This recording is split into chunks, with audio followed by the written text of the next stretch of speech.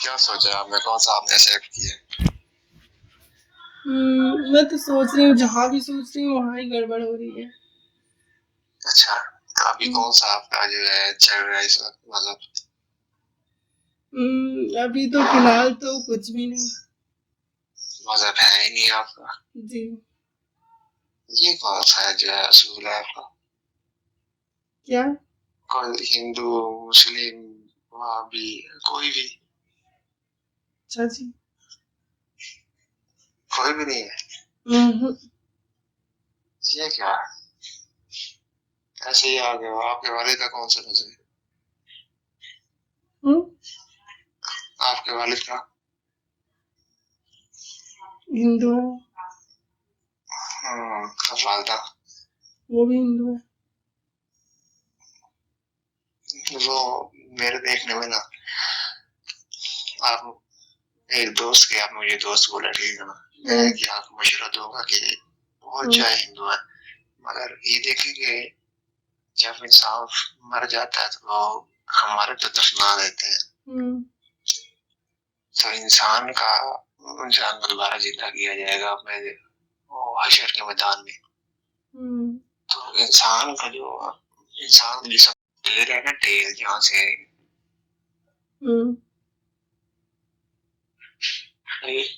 ये कमर के नीचे जो सीधी हड्डी नीचे को जाती है, तो वहाँ के एक छोटा टुकड़ा वो रह जाएगा इंसान की कब्र में। तो वही से इंसान को दोबारा जिंदा किया जाएगा, वही इंसान की पहचान होगी। तो इधर आपका तो जला देते हैं, इधर है ना, यहाँ पे भी अभी आपको पता है कि इंसान जब मरता है तो कुछ टाइम के लिए उसका दिमाग, कान और हर चीज सुन रहे होते हैं। तो उसको जलाना बहुत ही बड़ा गुनाह है। और हमारे यहाँ अगर किसी को कब्र नसीब ना हो तो वो समझो कि सबसे बड़ा जो है ना गुनहगार वो वही होता है। मतलब कि ऐसा है कि कोई इंसान को जलाते हैं तो उसके अंदर सब लोग जिंदा होते हैं, लोग देख रहे होते हैं कि हम जल रहे हैं। नहीं, जिंदा नहीं होता है। मैं बता रहा हूँ कि उसको जलाना एक, आपको तो हर किसी का अपना अकीदा है, तो जलाना कोई अच्छी बात है। वो जो दुनिया में काम करता है वो दुनिया में जो है अपने आप को अजाब देकर चला जाता है। अजाब मतलब जो बॉडी डेड हो गई है उसको चलाना, बॉडी जलाना भी ये कौन सा जो है उसकी सुहा करके दरिया में बहा देना। तो इसमें कोई मसला है? आपको कोई तकलीफ हो रही है इससे आपको? नहीं, वो आपको बता रहा हूँ कि हम तो ये देखें ना, अगर कोई हमारा वफात में हम उसको ना दफना देते हैं कि वो चलो, अच्छा ये बताओ, आप मुझे ये बताओ कि 10 मिनट का जलना सही है कि महीनों तक कीड़े पड़ के सड़ना? मेरे अपने माल ठीक हो ना। अरे भाई वो नहीं पूछ रही, मैं ये बोल रही हूँ 10 मिनट का जलना सही है कि महीनों तक, कि महीनों तक कीड़े पड़ना? अच्छा, इंसान तो मर गया है ना। हाँ तो अरे भाई, तो जब मर जाता है तो फिर क्या जलना, क्या कीड़े पड़ना? चलो क्या बकवास जी। भाई दिमाग कहाँ रख के आए हो? मतलब कोई जल रहा है तो उसको तकलीफ हो रही है, और कोई कीड़े पड़ रहा है उसको कब्र में तो उसको तकलीफ नहीं हो रही है। मैं तो कहती हूँ भाई 3 महीने 4 महीने तक शरीर जो जिस्म होता है ना उसको कीड़े खाते हैं जमीन के अंदर। जलना क्या है, आप 10-15 मिनट का टाइम होता है, 10-15 मिनट जल लिए फिर आराम से खत्म कहानी। और कहाँ ये कीड़े खा रहे हैं, सड़ रहे हैं, खुद की बदबू खुद सूंघ रहे हैं, तो कोई बात है? ठीक है। हाँ तो अच्छा ये तो, आप कीड़े पड़ेंगे तो ऐसा नहीं कि कीड़े अचानक से खत्म कर देते हैं, वो पूरा अंदर जिस्म सड़ता है, फूलता है। डेड बॉडी जो होती है वो खत्म भी होती है ना, बड़ी बड़ी। वही तो। अब ये बताओ आप मुझे, सुनो तो अब ये बताओ, मैं आपसे सवाल पूछती हूँ। आप अपने माँ के लिए, ठीक है, आपकी अम्मी के लिए आप 10-15 मिनट, सिर्फ 10-15 मिनट के लिए जलना जो है वो एक्सेप्ट करेंगे, फिर सब खत्म, कि महीनों तक सड़ सड़ के कीड़े पड़ना, अपनी बदबू सूंघना और मर जाना, इसको पसंद करेंगे? क्योंकि हमारा तो ये है कि कमरे में जब इंसान जाता है ना, तो उससे पहले 5 सवाल होते हैं। मतलब मुर्दा आदमी सवाल का जवाब देता है। कब्र में उसको जिंदा कब्र में और उसके फिलहाल जो वो है 5 सवाल नहीं होते, वो 3 सवाल होता है। क्यों 5 सवाल होते हैं? अच्छा, कौन-कौन से सवाल? ये आपका यहाँ पे मुस्तकिल जगह कौन सी है, आखिरत कौन सी है, आपका दीन कौन सा है, और आपका पैगंबर कौन सा है, और लास्ट मुझे याद नहीं आ रहा। इस तरह के 5 सवाल होते हैं। मैंने जहाँ तक एक मौलवी का बयान सुना है, उसने कह रहा था कि 3 सवाल होते हैं कि भाई तुम्हारा रब कौन है, तुम पे किताब कौन सी नाजिल हुई है, और तीसरा सवाल ये है कि तुम्हारा रसूल कौन है। बस 3 सवाल होगा। पता नहीं आप कहाँ से 5 सवाल लेके आ गए। ये भी सवाल किया था कि आपका जो है दीन कौन सा है, तो वो आगे जवाब थे इस्लाम। तो और दूसरा कलमा कौन सा है, वो कलमा भी आगे बताता है। पता नहीं 1400 साल पहले के जो लोग थे उनसे क्या सवाल पूछा जाएगा। और मैं तो ये पूछ रही हूँ, सुनो तो मैं तो मुझे आप पे कोई डाउट नहीं, लेकिन मैं आपसे सॉरी करता हूँ, ठीक है? अरे वकास जी, मैं तो ये मैं सोच रही हूँ, मैं सॉरी सुनो तो, अरे कहाँ हुआ, आपका मेरी वजह से दिल आजारी होगा, ठीक है ना? अरे नहीं हजरत, तो सॉरी, अरे नहीं मैं बार बार हजरत, सॉरी अरे मुझे करता हूँ लगता बस। है आपका दिल आजारी हुआ। मेरी बात तो सुनिए। नहीं मेरा नहीं हुआ। मैंने तो सुनो तो, मैं क्या बोल रही हूँ कि मोहनजोदड़ो और हड़प्पा की जो कल्चर रही है, आप बहुत ही ग्रेजुएट है, ठीक है? मैं सुनिए तो, आपके पाकिस्तान में ही है मोहनजोदड़ो। आप ज्यादा ग्रेजुएट है। सुनिए तो, अरे हजरत बात तो सुन ले, मैं ये पूछ रही हूँ, आप मोहनजोदड़ो के लोग जो मरे होंगे वो भी तो कब्र में होंगे ना, कि नहीं होंगे? जी। अब वो जिंदा किए जाएंगे कि नहीं जिंदा किए जाएंगे? सबको किया जाएगा। हाँ, तो उनसे सवाल पूछा जाएगा तो बेचारे क्या जवाब देंगे बताओ? आपके जो जिनको जलाया जाता है उनको भी दोबारा जिंदा किया जाएगा। अरे तो वो लोग क्या जवाब देंगे बताओ?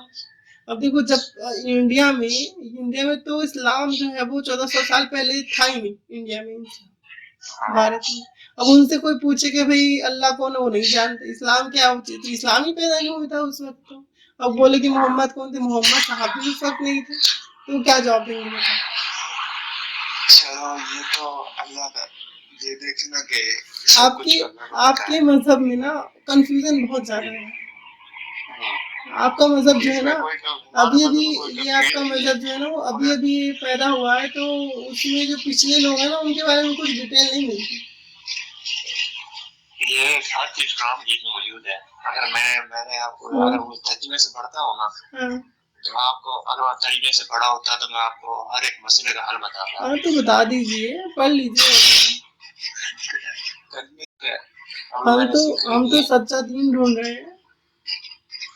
क्या चीज? हम तो सच्चा दीन ढूंढ रहे हैं। दीन ढूंढ रहे हो आप? जी, सच्चा दीन। आप ही जो वो अजीब सी बातें बोल रहे हो। अब मुझे समझ में नहीं आ रहा है कि अल्लाह ताला जो है वो 1400 साल पहले जो लोग थे, जो नबी मोहम्मद से पहले जो पैदा थे और मर गए, उनसे क्या सवाल पूछेगा?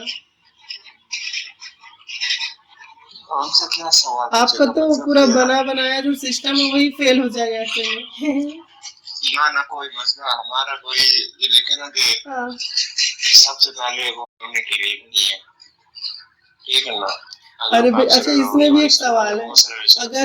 अगर आपके हुजूर के लिए दुनिया बनी है, ठीक है, तो फिर ये जो पुर्तगाली थे, जो डच थे, जो इंडियंस हैं, जो यूनानी थे, है ना, जो कैंटियन थे, ये सब क्यों और कहाँ से आ गए? फिर इनको क्यों बनाया बताओ? कहने का मतलब ये नहीं है कि बस ये नहीं, मगर ये जब पहले यहाँ पर दीन बहुत कम था। कहाँ कम था? ये जगह इनकी वजह से जो दीन फैला है। ऐसा ये बोल सकते हैं कि इस्लाम को फैलाया है लोगों ने बाद में, लेकिन उससे पहले इस्लाम कहाँ था? अरे भाई वकाजी, जब दुनिया उनके लिए बनाई गई है तो फिर पहले से उनको होना चाहिए था ना। ये तो अभी 1400 साल पहले। अच्छा, आप ये बताओ कि हमारे अगर हमारा कोई भी पैगंबर हमारा कोई भी पैगंबर अपने अल्लाह को हमारे अल्लाह को जो है ना आमने सामने देख सका। क्यों नहीं देख सका? अरे मूसा ने तो, हजरत मूसा ने तो देखा था आपकी शक्ल में। खुद दीदार के लिए जो है कहते थे कि मेरी तरफ आ जाओ।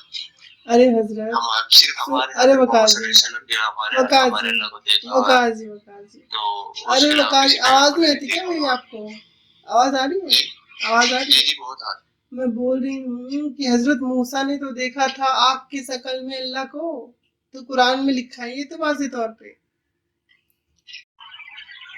हजरत मूसा देखे, हजरत ईसा देखे। हजरत मूसा ने देखा आग की शक्ल में, और हजरत ईसा अगर आपके इस्लाम वाले ईसा है तब तो उन्होंने नहीं देखा, लेकिन अगर वो क्रिश्चियन वाले ईसा है ना, ईसाई वाले हजरत ईसा अलैहिस्सलाम को जिंदा उठा ले गए, उनके पास बहुत जो है मौजे थे। हाँ, तो ये आपकी कहानी जो है ना, ये जो आप बताते हो हजरत ईसा को जिंदा उठा ले गए, तो नसरानी कहते हैं कि ये कहानी तो घड़ी हुई थी, झूठी कहानी। ना ये देखना, ये दज्जाल आएगा, दज्जाल के बाद हजरत ईसा अरे हजरत, दज्जाल कुछ नहीं आने वाला, कौन बोला आपको? सब कुछ आएगा, आप देखोगे, ये देखे क़यामत आ रही है ना। कहाँ आ रही है? हाँ, मैं ये कह सकती हूँ कि भाई ईरान के लिए, पाकिस्तान के लिए, और भी जो बेचारे छोटे छोटे मुल्क हैं उनके लिए तो पक्का जो है वो ना क़यामत आ रही है, भूखमरी बढ़ रही है, और अमीर देश और अमीर हो रहे हैं, उनके लिए तो कोई क़यामत नहीं है। ये तो अल्लाह को पता है। नहीं, क्या पता है, अगर अल्लाह को पता है तो भी ठीक है, नहीं पता है तो भी ठीक है। बस ये बात है कि कुरान और हदीस की जो बातें हैं वो सब कोई झूठी हो रही है, कोई सच साबित नहीं हो रहा है। ये आप गलत बात कर रहे हैं, कोई बात, हाँ हदीस की बात झूठी हो। चलो एक बात बता दो, सच साबित हो रही हो। चलो आपका जो अकीदा है आप, हाँ चलो आपका भी अकीदा है वो आप मानो भाई, हम तो नहीं जानते, आप तो जो बोल रहे हो सब तो झूठी साबित हो रही है। मैं सच्चे दीन की खोज में थी, आप जो बोल रहे हो तो बिल्कुल भी गलत बात साबित हो रही है सारी की सारी। हाँ जी, पहले आपसे पहले मिलने से पहले मैं सोच रही थी, आपसे मिलने से पहले कि इस्लाम को सही होगा उसको एक्सेप्ट कर लो। आप बता रहे हो उसके हिसाब से तो लग रहा है कि फिर मुझे दूसरा ही दीन खोजना पड़ेगा, इस्लाम को एक्सेप्ट करने के लिए मेरे लिए सही नहीं है। चलो आप अपना अकीदा है, ठीक है, ये देखना कि आपने अपने रखो जिसको आप जो आपका जो जिसको आप मानते हैं मंदिर में जाते हैं। नहीं, मैं तो कहाँ चाहती, मैं तो नहीं बोली कि मैं किसी चीज को मानती हूँ, बोली क्या भी। हाँ, मैं तो नहीं बोली। चलो मैं नहीं कहता कि आप उसको मानो ना, मैं ये कहता हूँ आप हमारे इस्लाम को मानो। जैसे आपने खुद जवाब दिया, मतलब मैं ये सोचती हूँ कि भाई इतने सारे लोग जो हैं, करोगे तो बुरा आपको मिलेगा, अच्छा किसी के साथ करोगे अच्छा मिलेगा। मैं तो सोच रही हूँ कि इतने सारे लोग अल्लाह को मानते हैं, अल्लाह ने तो उनका कुछ नहीं किया। पूरा पाकिस्तान जो है वो मुसलमान है, अल्लाह को मानता है, वहाँ तो खाने पिलाने पड़े हैं। बांग्लादेश भी वही, अब देखो ये जो नॉर्वे है, स्वीडन है, वो किसी खुदा को नहीं मानते वो मुल्क, लेकिन देखो कितने आगे जा रहे हैं।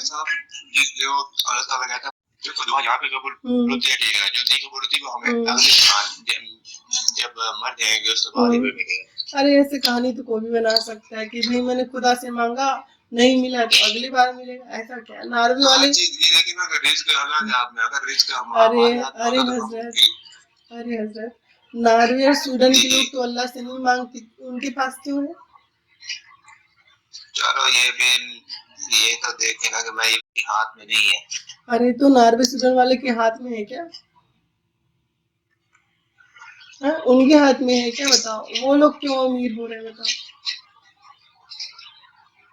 यार आप भैया, आपकी जो बात है ना उससे तो लगता है कि आपका मजहब जो ना असली नहीं है। ये तो वक्त ही बताएगा। हाँ, ये तो वक्त ही बताएगा, और अभी जो वक्त है, अभी का जो वक्त है वो भी बता रहा है। सुनिए ना वकास जी, अभी का जो वक्त है वो भी बता रहा है कि आप जो बोल रहे हो ना उसमें कोई सच्चाई नहीं है। क्या बोल रहे हो जी?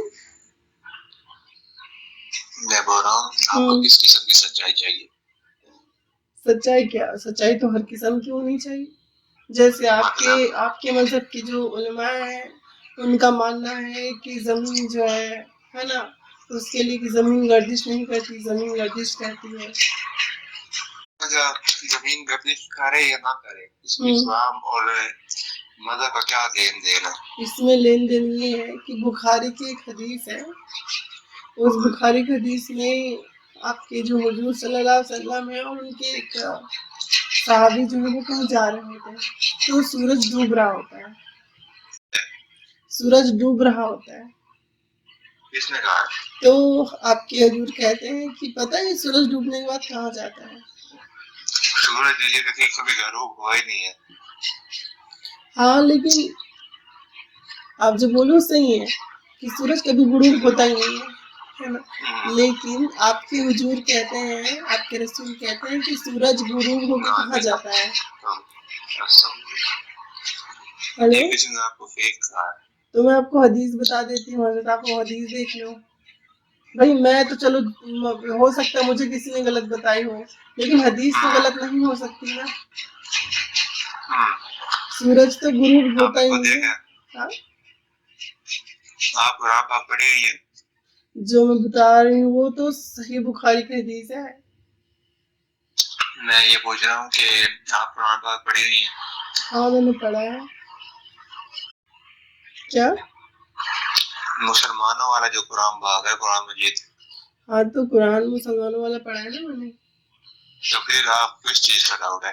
नहीं, वही तो सही बुखारी 3199। ठीक है, आप मैं कहता सुनो हूँ ना, कि अरे हजरत नोट अगर कर लो। आपने हर का जो है ना इतना आपको अजर मिलता है कि आप सोच नहीं। अरे भैया देखो, मैं परियों की कहानी सुनने तो नहीं बैठी हूँ इधर। क्या आप परियों की कहानी सुनना चाहते हो? मैं चाहती हूँ वकासी वकासी सुनो तो, ए भाई ए भाई ए भाई सुनो, आप सुने तो, आप पाकिस्तान से हो, पाकिस्तान मुस्लिम मुल्क है और आप इस्लाम के मानने वाले मुसलमान हो, ठीक है। और मुझे नहीं लगता कि आप अपने मजहब के लिए कोई हंसी ठट्ठा मजाक करेंगे क्या? कोई इंसान सुनो ना भाई, ए भाई सुन तो लो, कोई अपने मजहब के लिए मजाक कर सकता है क्या? कोई नहीं, मैं इसके बारे में ना आपके साथ जो है ना नहीं करता। अरे भाई सुन लो, बात अधूरी नहीं छोड़नी चाहिए, अधूरी बात शैतान की बात होती है ना, पूरी कर लेनी चाहिए बात को। तो मेरी बात पूरी सुन लो। अब मैंने जो बोली है बातें कि मैंने कुरान पढ़ी, हदीस पढ़ी है, तो मैं आपको सही बुखारी का हदीस 3199 के बारे में बोल रही हूँ। इस हदीस में आप एक काम करना, अपने किसी उलमा से या फिर आपके पास हदीस की किताब होगी सही बुखारी, आप उससे चेक करना। उसमें आपके रसूल कहते हैं कि सूरज डूब के कहाँ जाता है, तो उनके सहाबे कहते हैं कि अल्लाह और उसका रसूल ज्यादा अच्छे से जानते हैं। तो आपके रसूल कहते हैं कि डूबने के बाद अल्लाह के अर्श के नीचे चला जाता है। क्या? उन्होंने ये कहना कि ये गुस्ताख रसूल है, ये इसको कोई शक है नहीं। मैं समझी आप क्या कहना चाहते हैं। आप क्या कहना चाहते हो मैं समझी।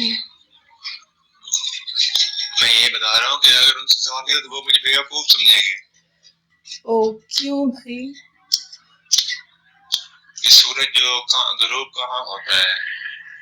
अरे तो हदीस में तो लिखा है ना कि वो सूरज गुरूब होके अल्लाह के अर्श के नीचे चला जाता है फिर निकलता है। ये आपको बिल्कुल झूठ बोल रहे हैं। अरे ये 3199 सही बुखारी में लिखा, मैं भी वही कह रही हूँ कि सूरज नहीं गुरूब होता, और आपकी हदीसों में लिखा हुआ इससे साबित होता है कि आपका जो अकीदा है वो सही नहीं है, आपका मजहब सही नहीं है, क्योंकि उसमें अनसाइंटिफिक बातें लिखी हुई है जो आप भी जानते हो कि सूरज गुरूब नहीं होता। मैं वही तो आपको समझा रही हूँ। ये किस तरह हो सकता है कुरान पाक में जो मिस्टेक हो रही है? हाँ भाई, ये जो है ना आपके रसूल की बोली हुई बातें हैं बुखारी हदीस की, कि सूरज गुरूब होके कहाँ चला जाता है। अब देखो आप कितने समझदार हो, आप बोल रहे हो कि सूरज गुरूब नहीं होता और आपके रसूल बोल रहे हैं कि सूरज गुरूब होता है। अब देखो आप सच्चे हो कि आपका रसूल सच्चा है, अब इन दोनों में आप चूज कर लो भाई। और मैं तो कहती हूँ ना मैं आपकी बात मानूंगी ना मैं आपके रसूल की बात मानूंगी, जो फैक्ट की बात है मैं वो मानूंगी। आपने पढ़ा है ना, हाँ जहाँ से आपने पढ़ा है वहाँ पे खड़े थे, ना हम झूठे हैं ना वो हमारे हजूर पाक सल्लल्लाहु अलैहि वसल्लम कभी झूठे ना थे ना है ना हो सकते। देखो भाई अपने मन को मजबूती देने के लिए तो कितना भी बहला लो अपने आप को कि वो झूठा नहीं वो झूठा नहीं है, लेकिन सच तो सच होता है ना। आपके रसूल ने बोला सूरज डूब के अल्लाह के अर्श के नीचे जाता है, ये तो सच वो बोले हैं। अब भाई तुम्हें वो सच लगता है कि भाई ये सब मैं मान लूंगा तो मेरा ईमान खतरे में आ जाएगा, तो वो बात अलग है। मैंने ना ये देखे ना, मैंने अपनी कब्र में जाना है, आपने आपने अपना मजहब के हिसाब से चलना है, मैंने अपने मजहब के हिसाब से चलना है। और जिसको जो इंसान को अच्छा लगे इंसान वही करता है, किसी का कोई पाबंद नहीं है, इसी तरह है ना। अरे ठीक है भाई, लेकिन बात अधूरी तो नहीं छोड़नी चाहिए ना। इसमें अधूरी मैंने ये बताया कि आप अधूरी बात शैतान की होती है, ये बात याद रखना। मगर इसमें ना मैं आपको किसी किसी का ये मसला दोनों सुने तो ये मसला कोई छाछ शरबत का नहीं है कि गटक के पी ली फिर बात खत्म। ये मसला जिंदगी भर का है ना, कि भाई हम किसी चीज को फॉलो कर रहे हैं तो सच है कि नहीं है, हक है कि नहीं है। अरे भाई सोचो, आपके हदीसों में लिखा है कि सूरज डूब जाता है और अल्लाह के अर्श के नीचे चला जाता है, जबकि सूरज कभी डूबता ही नहीं है। और आप कहते हो कि मेरा दीन सच्चा है, कैसे सच्चा है? कौन सी हदीस बता रहे हैं, कौन सा सही सही बुखारी 3199। सही बुखारी 3000, सही बुखारी 3199। चलो मैं चेक करके आपको बताता हूं। चेक कर लो, जरूरी है भाई। क्यों हम लोग की जिंदगी टिकी है अपने दीन की अकीदे पर। अगर दीन ही गलत हुआ तो हम तो पूरे गलत हो जाएंगे। हाँ ठीक है, ठीक। जी आप क्या बोल रहे थे, बोलिए। मैंने आपको ये फेस टू फेस भी देखना है एक बार। अरे भाई ये सब तो मुश्किल है जी। आप जो उससे पहले जो बोल रहे थे वो बोलिए कि आप कुछ पता किया आपने कुछ।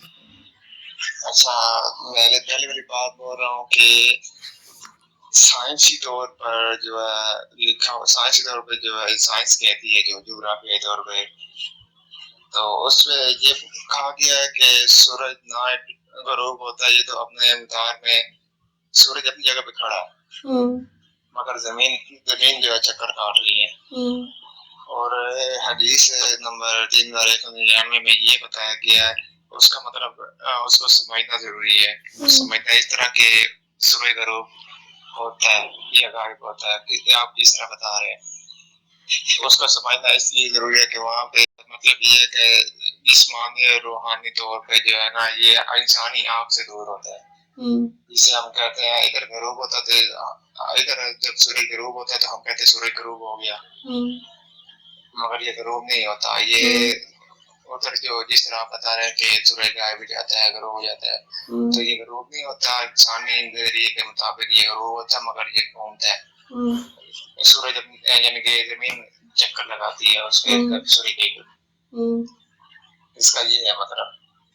हाँ वही तो मैं भी तो वही कह रही हूँ कि आपके मजहब में जो बातें लिखी हुई है वो सब झूठी है। लिखा हुआ है, आप जिस तरह बता हदीस का मुझे इस तरह बता रहे हैं कि वो गरूब होता है, तो हदीस में ये लिखा हुआ है गायब हो जाता है, मगर इंसानी और रूहानी जो है निजाम के तहत भाई काम करती मैं सुनो होता है।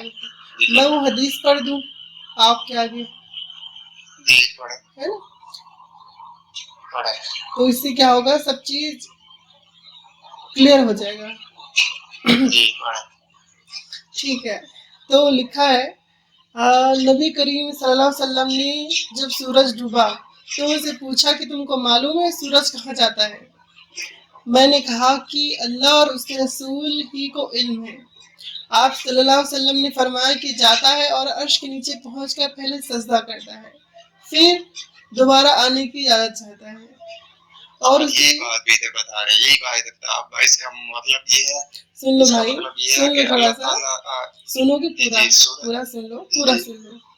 और उसे इजाजत दी जाती है और वो दिन भी करीब है जब ये सजदा करेगा तो उसका सजदा कबूल न होगा और इससे इजाजत चाहेगा लेकिन इजाजत नहीं मिलेगी, बल्कि उससे कहा जाएगा कि जहां से तू आया था वहीं वापस चला जा।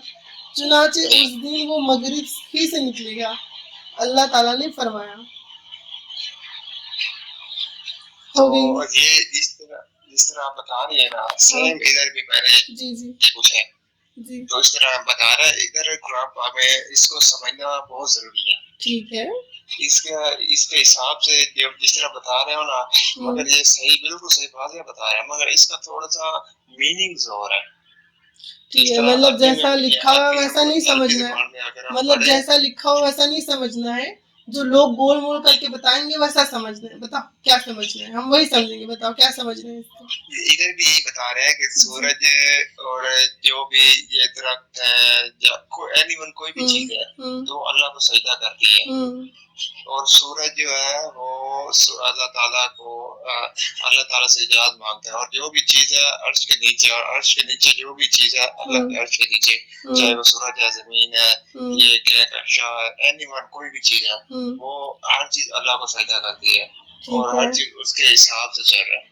ठीक है। ये हर चीज ऑटोमेटिकली अल्लाह ताला ने जब दुनिया बनाई है तो हर चीज किसी न किसी मकसद के लिए बनाया है।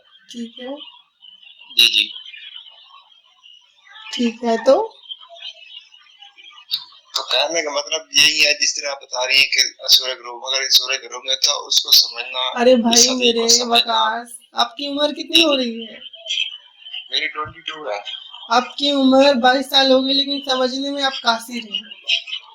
हदीस में सुनिए ना हजरत, हदीस में रसूलुल्लाह ने क्या कहा? रसूलुल्लाह ने कहा कि भाई ये सूरज डूब के कहाँ जाता है, वेयर इज गोइंग, कहाँ जाना। अरे भाई आप मेरे सामने खड़े हो तो मैं पूछूंगी आप कहाँ जा रहे हो। आप मेरे सामने से कहीं जा रहे हो तो बोलूंगी कि भाई वकास आप कहाँ जा रहे हो, पूछूंगी नहीं पूछूंगी। यानी कि आप रन कर रहे हो, आप कहीं जा रहे हो। तो सबसे पहली बात ये कहना कि सूरज को अल्लाह के रसूल ने या फिर आपके हदीस में ये नहीं लिखा हुआ है कि सूरज कहीं आता जाता, ऐसा नहीं। आपके हदीस में वाज़े तौर पे क्लियर लिखा हुआ है कि कहा जा रहा है कि सूरज कहाँ जाता है, वेयर इज गोइंग।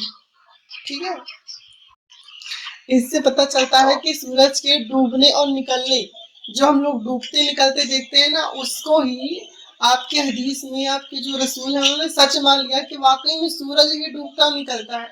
वो तो आज भी हम देखते हैं तो हमें लगता है कि सूरज डूबता हुआ निकलता है, लेकिन सच्चाई हाँ ठीक है आगे नॉलेज भी पता चलेगी, पीछे की नॉलेज कितना है। फिर आगे है कि भी सूरज जो है उसको एक दिन इजाजत नहीं मिलेगी और कहा जाएगा कि तू जहां से डूबा था वहां से निकल, चुनाचे वो उसी दिशा से निकल जाएगा, मगरिब से ही सूरज निकलेगा। लो बताओ भाई ऐसा हो सकता है? ऐसा तब होगा जब सूरज जो है वो घूमता होता ही नहीं है ना, आप मुझे भी तो हाँ तो भाई तो पश्चिम तो मगरिब से निकलेगा कैसे सूरज, बताओ मुझे। तो बाकी जो दुनिया में जो बाकी हिस्से हैं उसको रोशन करेगा भाई मगरिब से। अरे भाई मगरिब से कैसे निकलेगा? आज से ये मैं कह रहा हूँ कि इधर तो हाँ ये हमारे नजर के मुताबिक है। अरे नजर के मुताबिक नहीं है मेरे भैया, तुम्हें थोड़ा समझने में कमी हो रही है। कहा जा रहा है कि क्योंकि सऊदी अरब में तो पश्चिम पूर्व से ही सूरज निकलता है। पूर्व समझते हो ना, ईस्ट, ईस्ट से ही सूरज निकलता है। हाँ ईस्ट से निकलता है हर जगह पे, है ना, हर जगह से सूरज जो है ईस्ट से निकलता है। कहाँ पे? सऊदी में, इधर हमारे इधर।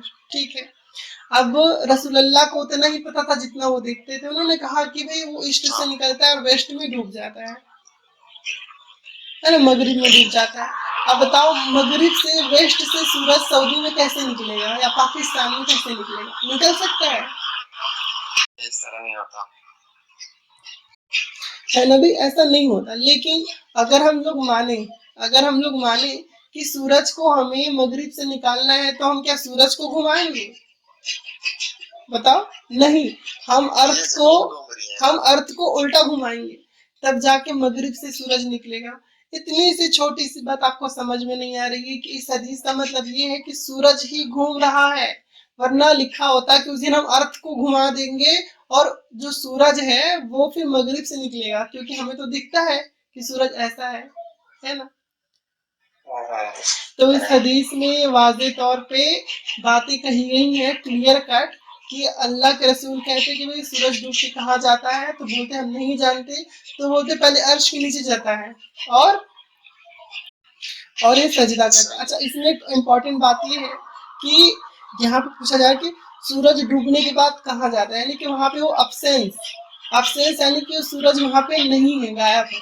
तो जब वो अब्सेंस में है तो आपके रसूल अल्लाह समझ रहे हैं कि सूरज अपने अब्सेंस में अल्लाह के अर्श के नीचे चला जाता है, लेकिन आपको जान के हैरानी होगी कि सूरज कभी अब्सेंस होता ही नहीं है। वो सऊदी अरब में डूबने के बाद अमेरिका में निकल जाता है। कहाँ निकलता है? अमेरिका में। वो कहीं सजदा करने के लिए नहीं जाता, उसको कहीं इजाजत मांगने की जरूरत होती नहीं, उसको कहीं निकलने की जरूरत नहीं होती। ठीक है, इधर भी यही बता रहे थे, सूरज यहाँ पे अगर कहीं गरूब होता है, यहाँ पे अगर रात होती है तो ये उधर अमेरिका वगैरह साउथ में वहाँ पे हाँ हाँ दिन चमकता है। हाँ, सही बोले। ये अच्छा है, ये आपके यहाँ ये कॉमन है हाँ गैस पहनना। अरे हजरत, आप जो बोल रहे थे वो बोलिए कि ये आप क्या बोल रहे थे कि आपने क्या पढ़ा? मैं जी आपको बता तो रहा हूँ कि सूरज इधर गरूब होता है तो हमारी नजर के मुताबिक इधर गरूब होता है, मगर दूसरे ममालिक में ये जाके रोशन रहता है, उधर दिन करता है, और इधर तो हमारे नजर में ये गरूब हो गया, इधर रात हो गई है, यहाँ पे सूरज की रोशनी पड़ रही।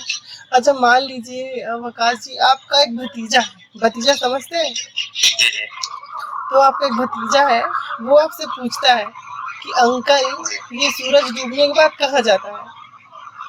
तो मैं उसको ये कहूँगा कि ये बेटा ये सूर्य का रूप नहीं आता, ये इधर से सूर्य का रूप है, मगर ये किसी और ममालिक में जो रोशन है। भाई ये तो समझदारी वाली जवाब है कि बेटा सूरज डूबने के बाद जो है वो कहीं जाता नहीं है और डूबता भी नहीं है। ऐसा हमको लगता है कि वो डूबता है, लेकिन वो अपनी जगह पे रहता है। ये अर्थ जो है ना वो घूमती है, इसलिए हमें लगता है कि निकलता है और डूबता है। और वो अगर आप ये बोलो कि बेटा ये सूरज डूबने के बाद ना, ये सूरज डूबने के बाद किसी की कुर्सी के नीचे चला जाता है जो बड़ा खुदा है, और फिर वो इजाजत मांगता है कि मैं निकलूं, और जब उसको इजाजत मिलती है, हर चीज की इजाजत, ये देखे ना कि भाई सुनो वकास भाई, बच्चों की बातें हो रही है। आप बोलो कि सूरज डूबने के बाद नीचे चला जाता है, फिर वो निकलेगा। अमेरिका की तो बात ही नहीं आई है, बताओ।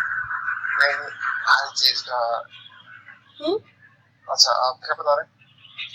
सवाल ये है कि क्या आप अपने भतीजे को भी, अपने बच्चों को भी ये बताओगे कि सूरज डूबने के बाद अर्श के नीचे चला जाता है और वहां वेट करता है निकलने का? भाई वो डूबता ही नहीं तो निकलेगा कैसे? डूबता नहीं है इसी तरह, क्यों डूबता ही नहीं निकलेगा कैसे? अब ये हदीस देख लो, आपकी हदीसों को। अच्छा भाई अरे क्यों छोड़े भैया, क्यों छोड़े? आप पाकिस्तान के फौज में हो, एक मुसलमान हो, ईमान वाले हो, पक्का ईमान है आपका, और बातों को कभी आधा अधूरी नहीं छोड़नी चाहिए। अब आप खुद बताओ, आप इतने समझदार हो, आपका सुनो ना, अरे भाई आपका लैंग्वेज थोड़ा चेंज है, मैं जिस तरह बात करता हूँ आपको थोड़ा सा ना गिल्टी फील होता है क्या? मैं ये बोलूं, आपका दीन इतना सच्चा है, इतना सही है, आपको ऐसा लगता है, लेकिन आप एक बात को साबित नहीं कर पा रहे। खुद ही मुंह से बोल रहे हो कि सूरज कहीं नहीं डूबता। आपके हदीसों में लिखा है सूरज, मगर उसको आप जो हदीस बता रही है उसको समझना जरूरी है। आप जिस तरह बता रही है ना कि उधर हमारे बता रहे सूरज कहाँ जाता है, हाँ कहाँ जाता है बताओ। तो ये इसको समझना जरूरी है। आप क्या हर चीज नहीं है आपको। अरे भाई जब आपकी हदीसें साबित हो गई गलत, तो आप इसका अलग से, मैं इसको ये समझो भाई, मैं बोलूं कि जो दिखाई दे रहा है ये घर चौकोर है, बोले नहीं, क्योंकि आपने तो लिख रखा है कि घर गोल है, तो आपको ये बताना है नहीं, आप समझे नहीं। असल में इसके किनारे जो है वो चौकोर नहीं है, तो गोल है। अच्छा, सूरज ग्रहण होता है, क्या होता है? सूरज ग्रहण होता है, ये भाई सवाल कहाँ से नया आ गया बताओ। अच्छा, ये कहाँ से होता है, किस तरह होता है? सूरज ग्रहण होता है जब चांद और सूरज और पृथ्वी ये तीनों एक लाइन में आ जाते हैं, और चांद जो है वो सूरज और पृथ्वी के बीच में, अर्थ के बीच में आता है, और चांद का छाया जब सूरज पृथ्वी में पड़ता है ना सूरज की तरफ से, तो जहाँ जहाँ पे चांद की छाया पड़ता है वहां वहां में ग्रहण दिखाई देता है। इस चीज का तो पता है ना आपको? हाँ तो आपको बाकी चीजों का भी पता होना चाहिए। हाँ भाई, इसीलिए बोल रही हूँ। आप जो बोल रहे हो ना कि मेरा दीन सच्चा है, मेरा इस्लाम अरे भाई का आपके दीन आपके इस्लाम में तो भाई बातें ही झूठी लिखी हुई हैं कि सूरज कहीं डूब के चला जाता है, फिर निकलने के लिए हुकुम का आदेश, वो हुकुम चाहिए होता है उसको, फिर एक दिन वो मगरिब से निकलेगा। थोड़ा तो आप इतने पढ़े लिखे हो, थोड़ा तो दिमाग लगा लो भाई। सारे सुन ले जी, मैंने आपकी सारे सुन ले, आप ठीक है, ठीक है, आप बिल्कुल राइट है, मगर अब आप हमारा, चलो आप जिस तरह बता रही हैं कि हमारा जो है मजहब जो है वो गलत आपको लग रहा है, ठीक है, अगर आपका अब आपका क्या माइंड कर रहा है कि आप कौन सा एक्सेप्ट करेंगे? ठीक है, मतलब आपने एक्सेप्ट, चलिए आपने कम से कम एक्सेप्ट तो कर लिया कि आपके मजहब में गलतियां हैं, चलो अच्छी बात। हमारे आपकी नजर में गलतियां, मगर अरे भाई ऐसे मत बोलो भाई, देखो देखो भाई, टट्टी टट्टी होती है आपके नजर में, जो है वो मिठाई मेरे नजर में टट्टी नहीं होती, वो मेरे लिए टट्टी तो आपके लिए भी टट्टी होनी चाहिए, है ना? ये कौन सा वर्ड है? एग्जाम्पल है, और टट्टी को बोलते हैं मल, पोर, मतलब कि मान लीजिए कि कोई चीज जो है, आपको कोई बाइक दिखाई दे रही है, तो आप बोलो बाइक है, तो मैं बोलूँ कि वो कार है, तो भाई मेरे लिए वो कार आपके लिए बाइक नहीं हो सकती, बाइक तो बाइक है, नजरिया थोड़ी ना उसको बाइक बना सकता है। आपको झोपड़ी देखो, झोपड़ी को बोलो महल है, तो महल थोड़ी ना हो जाएगा, नजरिए से थोड़ी ना झोपड़ी महल हो जाएगी, महल तो वाकई में महल ही होता है, और झोपड़ी झोपड़ी होती है।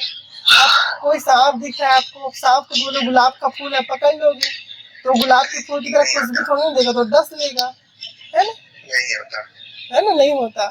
वैसे ही भाई, अगर सूरज के जो है आने जाने की बातें हो रही हैं कि कहाँ डूबता है, तो आपके लिए भी वही बातें, मेरे लिए भी वही बातें हैं, तो आपका कैसे सच्चा होगा, मेरा कैसा, मतलब मैं कैसे सच्चा, आप कैसे गलत होगी? गलत है तो गलत है, सच है तो सच है कि नहीं?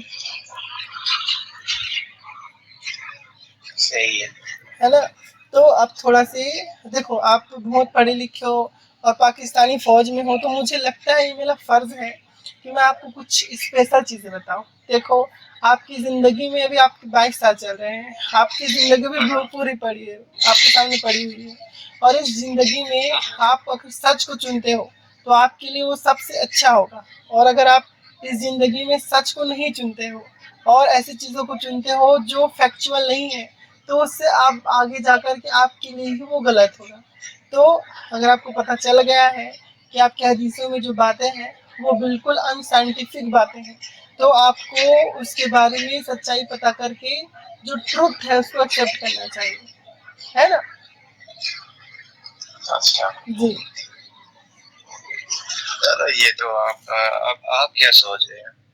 मैं खोज जारी रखूंगी, देखूंगी भैया और कोई सच्चा है क्या, अपने आप को सच्चा कहने वाला, उसको भी चेक कर लेंगे। आपका तो गलत साबित हो ही गया, हमारा गलत साबित हो गया। आप किसी उलमा बुखारी से पूछे। बिल्कुल, ये हदीस तो हर उलमाओं के मुंह में है। अच्छा, ये इसके अलावा आपको और यही सिर्फ सवाल इस हदीस के बारे में, बाकी हदीसें आप पढ़ेंगे? नहीं, बहुत से हदीसें, आप बताओ ना कोई अच्छी हदीस है आपके पास।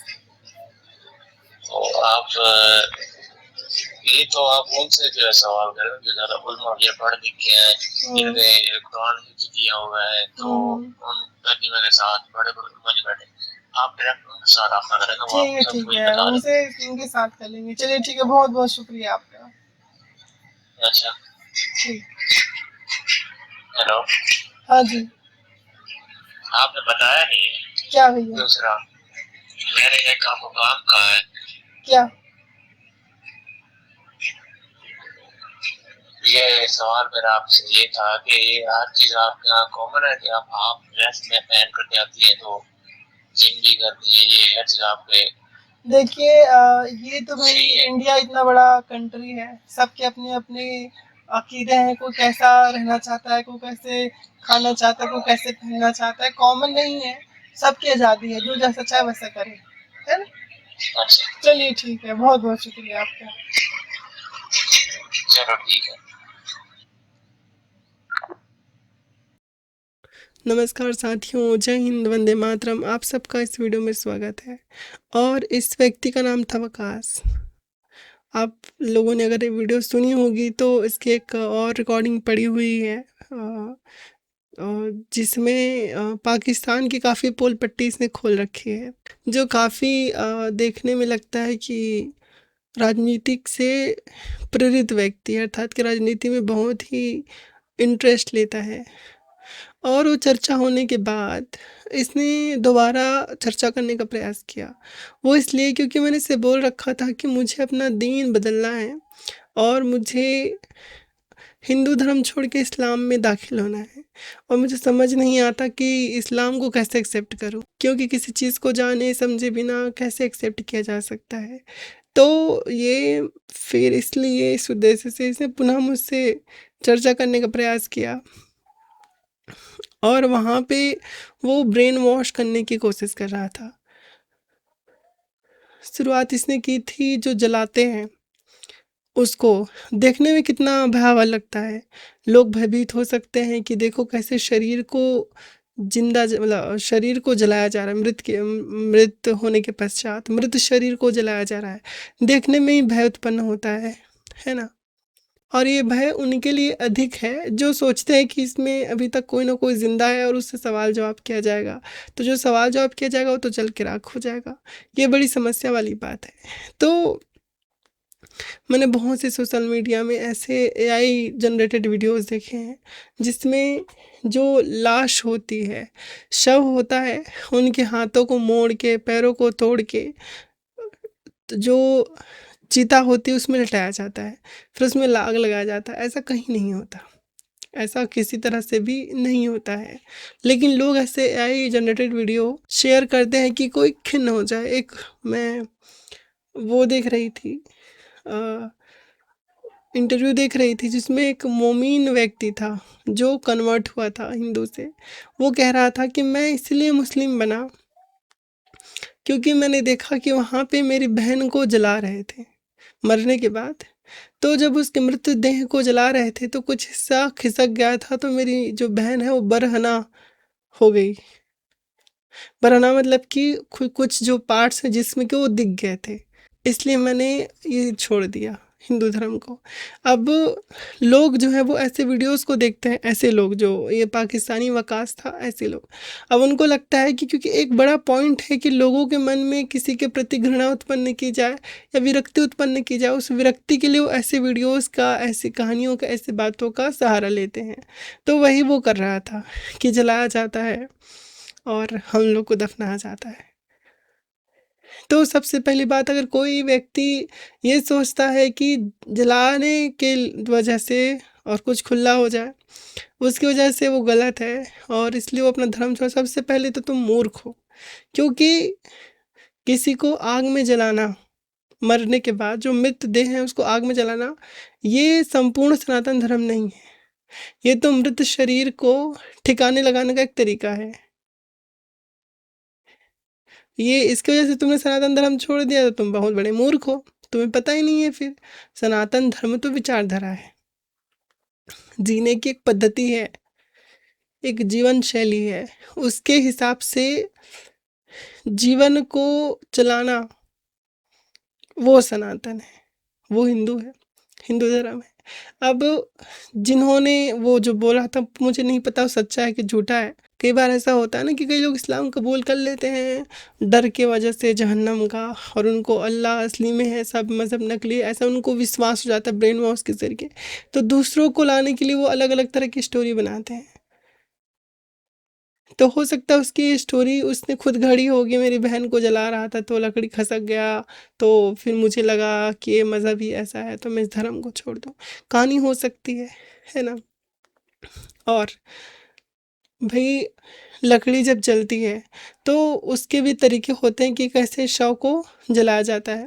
हमारे यहाँ पे शव जलाने का तरीका होता है कि यहाँ लकड़ी जो होती है, लकड़ी को रख देते हैं, नीचे 2 लेयर की लकड़ी रखते हैं, ऊपर लाश रखते हैं, फिर लाश के आसपास जो उपले होते हैं वो रखते हैं, उपले के ऊपर फिर लकड़ियाँ रखते हैं, फिर उसके ऊपर जो जिसको कॉमन जो सामान्य लैंग्वेज इधर यूपी बिहार साइड पैरा कहते हैं, उसको रख देते हैं, है ना। जो धान की पुआल होती है उसको ही यहाँ यूपी बिहार मध्य भारत में, है ना, मध्य प्रदेश साइड इधर, उड़ीसा छत्तीसगढ़ इधर बोलते हैं पुआल, पैरा को, मतलब पैरा को पुआल कहते हैं या पुआल को पैरा कहते हैं।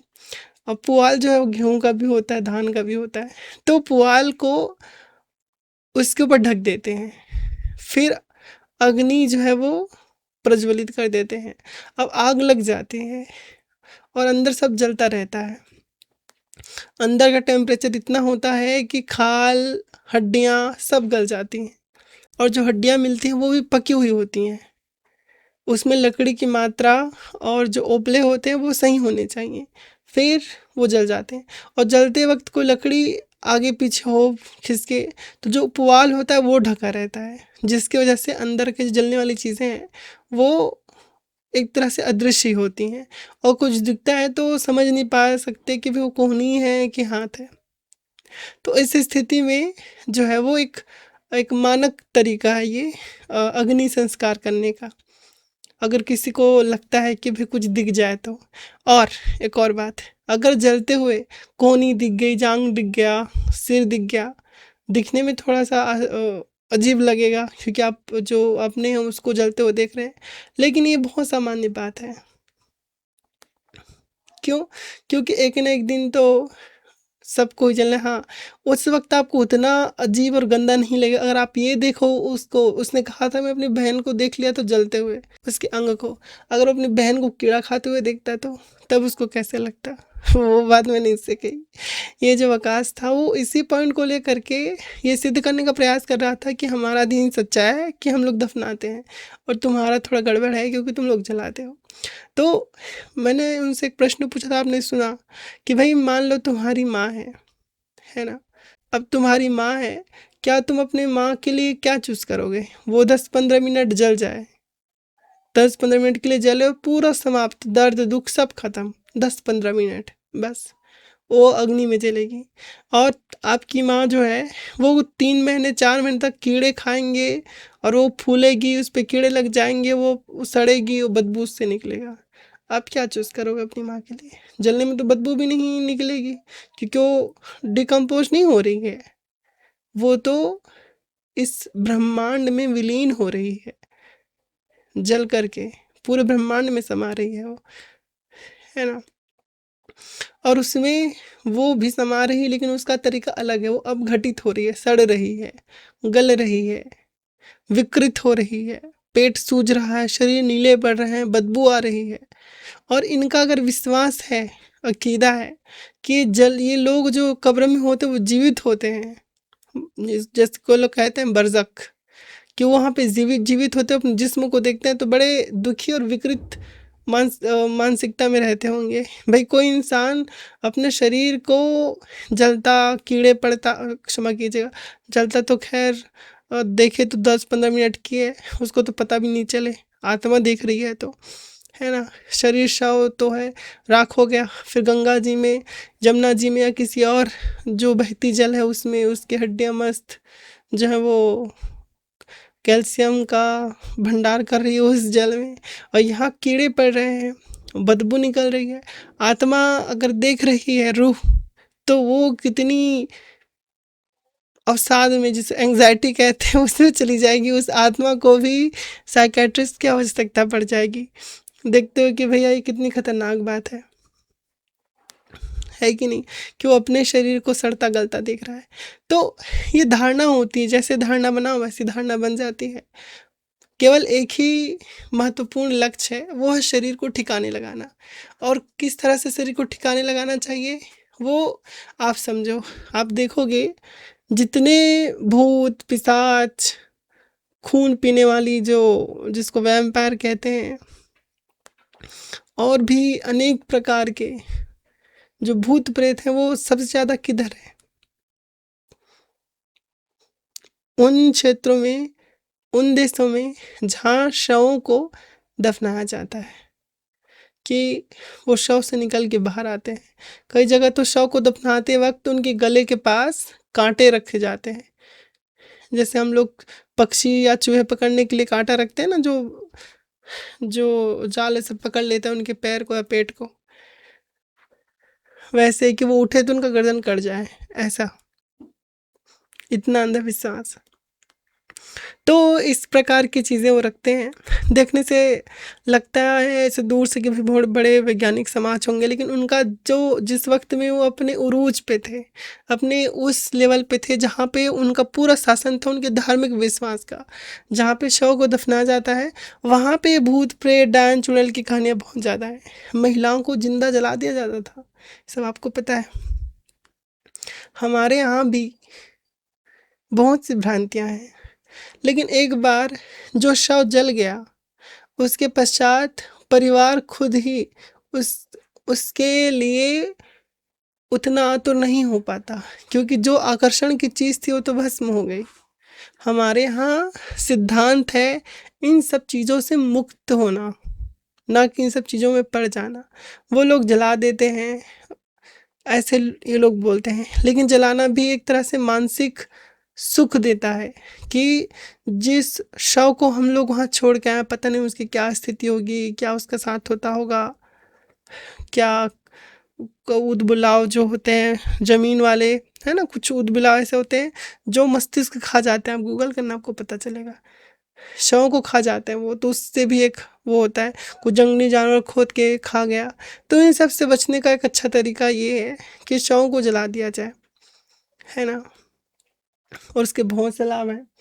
और ये पाकिस्तानी जो व्यक्ति था वकास, इसको तो बोलने का भी अधिकार नहीं है कि शवों को हम लोग दफनाते हैं। उनके यहाँ तो शवों के साथ बलात्कार होते हैं।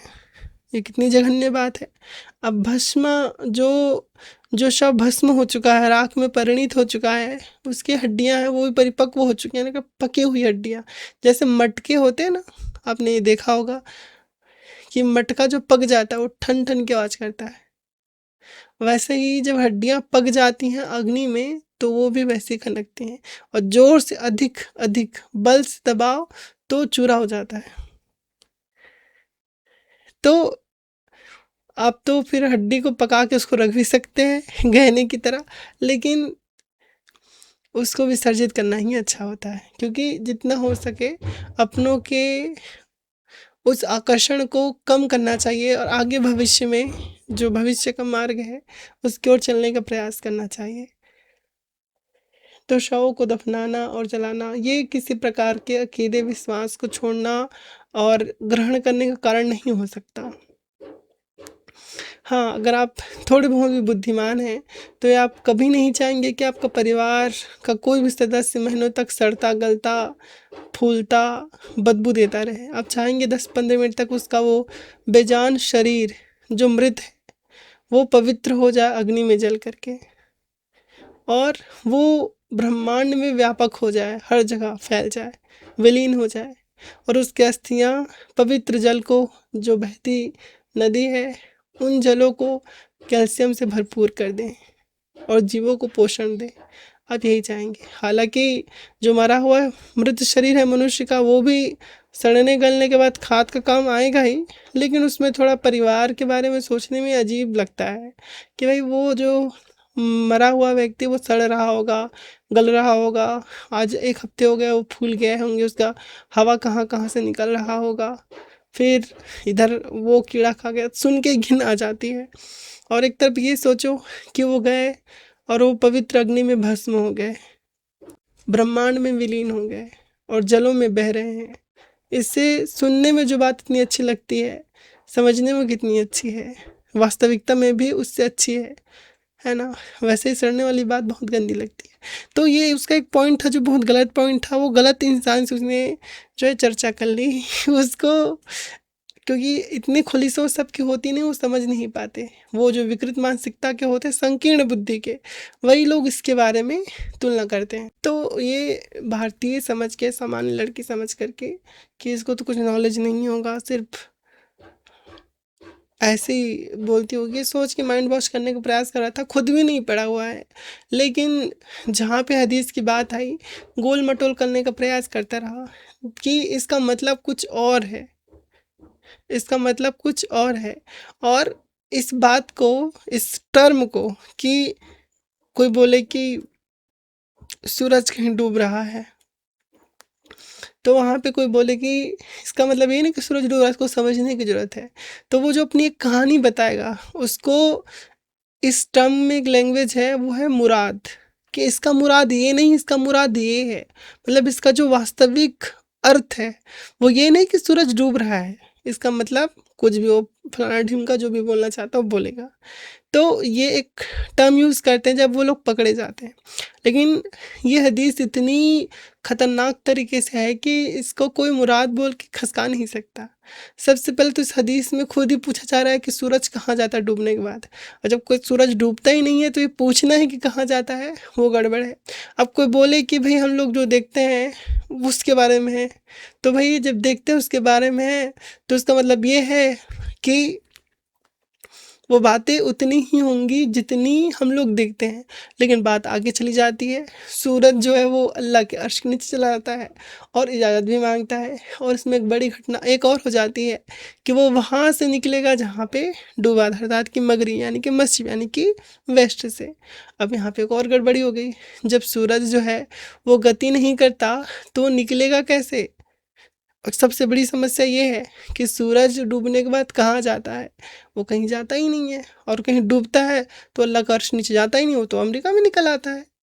तो ये हदीस आपस में ऐसी फंसी हुई है ना, वो कहते हैं कि नौ मनसूत उलझियाँ ऋषि रहे झकमार, और सच्चा सदगुरु ऐसे सुलझा दे उलझे ना दूजी बार।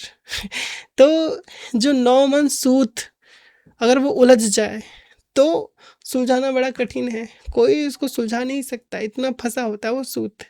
लेकिन जो एक्सपर्ट होते हैं वो ऐसे उसको सुलझा देते हैं ना कि वो फिर तो इस तरह से ज़मीन के बारे में, सूरज के बारे में, और भी जो सौरमंडल के जो, अब देखिए जो खुदा है ना, अब वो चाहे यूनानियों का खुदा हो चाहे आपका खुदा हो, हम लोग किसी मज़हब को ब्लेम नहीं कर सकते। प्राचीन जो लोग थे उनका मानना ही था इस दुनिया में जो सेंटर है वो अर्थ है। इसलिए आप देखोगे नसरानियों की किताब में भी जो अर्थ है वो सेंटर है। आप सूरह फुसिलत पढ़ो या फिर बाइबल का जेनेसिस पढ़ो, तो शुरुआत में आपको एक चीज़ पता चलेगी।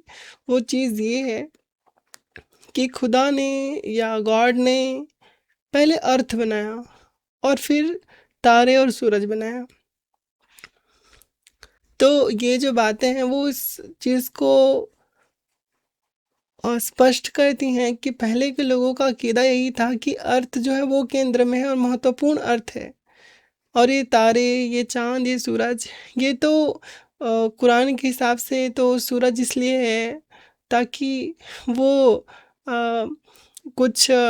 क्योंकि सूरह फसीलत में पहले है कि वो गिनना शुरू करते हैं कि हमने एक दिन में ये बना दिया, 2 दिन में ये बना दिया। तो दिन और रात सूरज की वजह से नहीं होता है, उसको तो बस ड्यूटी लगा दिया है। और तारों को तो इसलिए बनाया गया है ताकि वो एक तरह से अपना वो दिखा सकें, सुंदर आकाश को दिखा सके कि आकाश सुंदर दिखता है, खाली आकाश अच्छा नहीं दिखेगा। और दूसरा वो जो आने जाने वाले लोग हैं उनको रास्ता दिखा सके, नाविकों को। उस वक्त खुदा को पता नहीं था कि नेविगेशन जैसी कोई चीज़ होने वाली है ना, कंपास जैसी कोई चीज़ होने वाली है जो लोगों को दिशा बता सकता है, तो तारे से ही लोग देखते थे।